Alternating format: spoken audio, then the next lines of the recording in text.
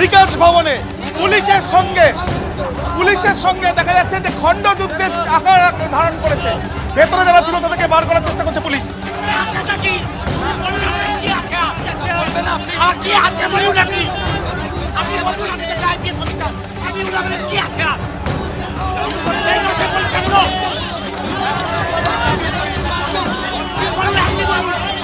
Police আধিকারিকদের আমরা দেখছি তাদের সঙ্গে এক প্রকার খণ্ডযুদ্ধের ছবি কিন্তু দেখা গেল। যারা আন্দোলনকারী একজনের সমস্ত কিন্তু জামা ছিঁড়ে গিয়েছে। অবস্থা দেখুন, এই দলদাস পুলিশ। আমরা এখানে ন্যায় বিচার চাইতে এসেছিলাম, দলদাস নৃশংসভাবে মেরেছে। শুধু তাই না, তুমি দেখতে পাচ্ছ দীপেন্দু সিংহ আমার ক্যামেরা পার্সন দেখাচ্ছে যে পরিস্থিতি তৈরি হয়েছে।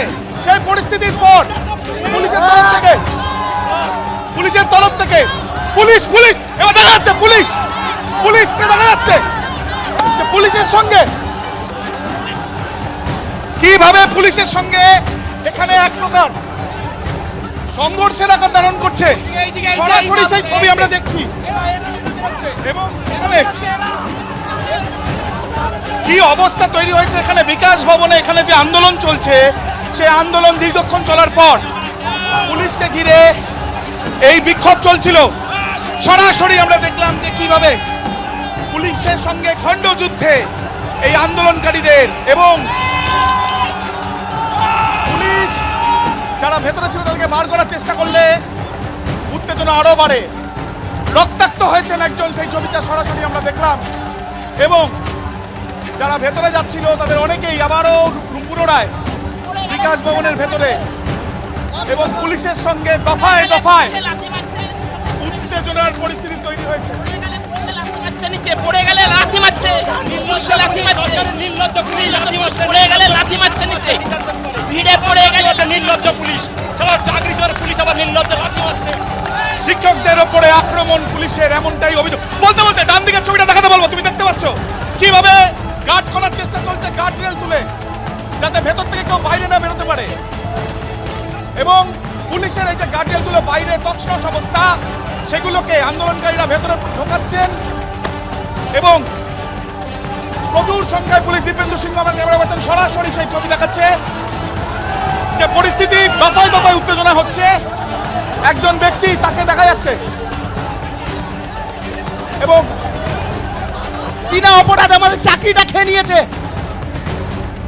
মেরে কি করছে না, মেরেছে, ঘুষি মেরেছে আমায়। বিধাননগরের পুরো টিম এসে গেছে থানার, আমাদের উপর কি অকথ্য অত্যাচার। আমরা বিধাননগর পুলিশ কোথায় যাব, আমরা কার কাছে বিচার চাইবো? হ্যাঁ, শুনতে পাচ্ছি। একেবারে সরাসরি এই ছবি আপনারা দেখতে পাচ্ছেন।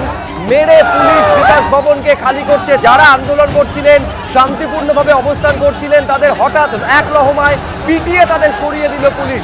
বেধড়ক লাঠিচার্জ পুলিশের।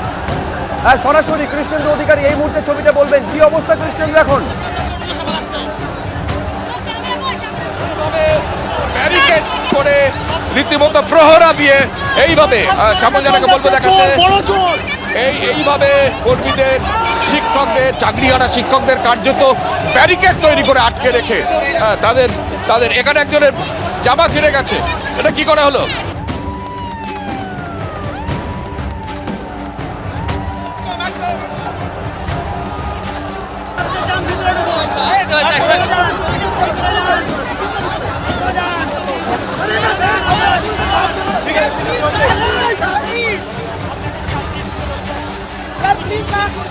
এই মুহূর্তে যে ছবি আপনারা দেখতে পাচ্ছেন সরাসরি একেবারে পুলিশের মারে চাকরিহারা শিক্ষকেরা তাদের রক্ত পর্যন্ত ঝরলো। আমি দুটো ছবি পাশাপাশি আপনাদের সামনে রাখছি। দুপুরে যেমন সব্যসাচী দত্তর অনুগামীরা পিটিয়েছিল, হেলমেট দিয়ে পিটিয়েছিল যোগ্য চাকরিহারা শিক্ষকদের, রাত্রি হতে না হতেই পুলিশ এবার পেটাতে শুরু করেছে। একেবারে বিকাশ ভবনে এইটা দাবি ছিল তাদের যে তাদের যাতে একটা সুরাহা হয়। মুখ্যমন্ত্রী তাদের সঙ্গে এসে কথা বলুন, শিক্ষামন্ত্রী তাদের সঙ্গে এসে কথা বলুন। তার মধ্যে হঠাৎই অতি সক্রিয় প্রোঅ্যাক্টিভ হয়ে উঠলো পুলিশ, লাঠি উঁচিয়ে পেটাতে শুরু করলো, পিটিয়ে এই বিকাশ ভবন এলাকা ছাড়া তাদের করলো পুলিশ। যেরকম ভূমিকায় পুলিশকে কসবাই ডিআই অফিসে দেখা গেছিল, লাঠিচার্জ করেছিল পুলিশ, আজকে এসে একই ভূমিকায় পুলিশকে দেখা গেল। অতর্কিতে পুলিশের হামলা কার্যত পুলিশের লাঠি নেমে আসে তাদের ওপরে।